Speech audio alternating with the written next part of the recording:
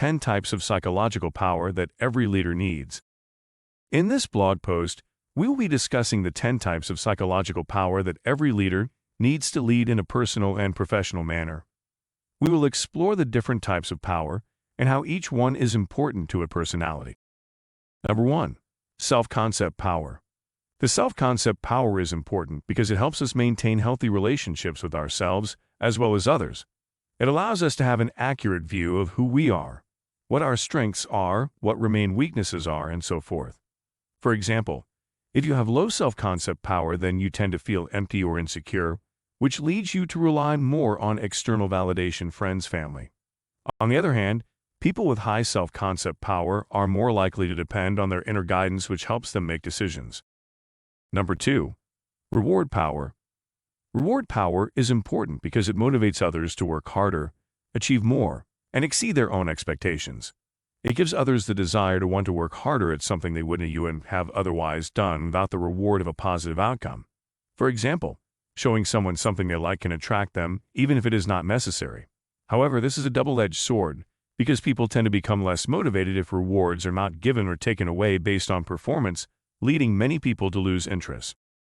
Number 3. Coaching power. Coaching power is important because it helps others to realize their potential and self-actualize. It allows leaders to understand what people can do, how they feel, and what they need. It gives them the ability to help others become their personal best by understanding their personality, strengths, weaknesses, and so forth. For example, a coach can help an athlete realize their personal potential by pointing out what things they need in order to achieve greater success. Number 4. Authority power. Authority power is important because it allows us to be respected and valued by others. It allows people to willingly follow what we are doing, who we are, and what we have to say. This is because it is easier to follow the leader that knows more than those they are leading. For example, if you had someone try and take down a leader who was in charge of something, you would likely stand with the leader because he or she has more experience or a better understanding. Number 5. Information power. Information power is important because it allows us to give others information about something and make them believe as if it does not matter how much of it there is or how much time was put into making that information. For example, if you are promoting a product or idea to someone and they ask questions, the more information you give, the more likely they are to believe what you are saying because you have provided them with more information even if they need it. Number 6. Market power. Market power is important because it allows individuals or groups to control the sale of products or ideas that they have created. The benefit of this is that it allows them to make more money, which can help them achieve their goals. For example, say an individual creates and sells a new product line.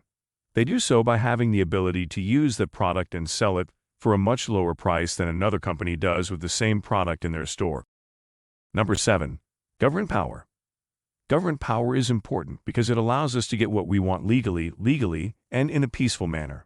It gives leaders the ability to make decisions and rules that are fair and helpful to everyone else. This can be done by having the support of those that help us to govern over others, such as local governments, state governments, or national governments. This helps gain political support for the goals that we want to achieve. For example, if you wanted to create new laws or policies, then you would need a government to make those laws or policies. Number 8. Closure power. Closure power is important because it helps others let go of negative emotions without feeling too much guilt about it. This happens because they have some closure on the negative experience without internalizing their feeling of guilt. For example, if you are upset about something to someone, and then the person says and does is not supportive, angry, or mean towards you in any way and then leaves, you might let your feelings go even though you still feel bad about it, because of their not being angry or mean towards you. Number 9. Competence power.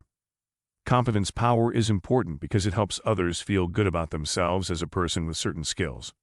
This is important because it allows them to see themselves as being capable, which can help them work harder at a task when they have self-confidence and high self-concept power. For example, if you are a salesperson and perform well, then others will see that you have the skills to sell and might take more time to find another salesperson. Number 10. Control power. Control power is important because it allows us to not only get things done and accomplish tasks, but also how we do them or who we do them with. This is because it allows us to choose when we want others to follow or not follow in our life. This can be helpful for many reasons, such as by taking care of family, friends, marital partners, or colleagues. For example, if you work with someone and they are slower than you, then you could get others to do things the way you want them to be done without having to compromise your own plan's goals. Conclusion. As you can see, there are many different types of power depending on which one you are looking at. These definitions help us to understand the different ways we can use power and why it works. For example, some actions are better than others because they allow us to make changes in a person or group of people that we want to. This is because power is used in order to motivate others towards desired outcomes, as well as punish others who do not follow what we want them to be. It allows us to achieve our goals by being persuasive, and persuasive people get things done by convincing others how they should act and think, or what they should do. Thank you for your time with this post.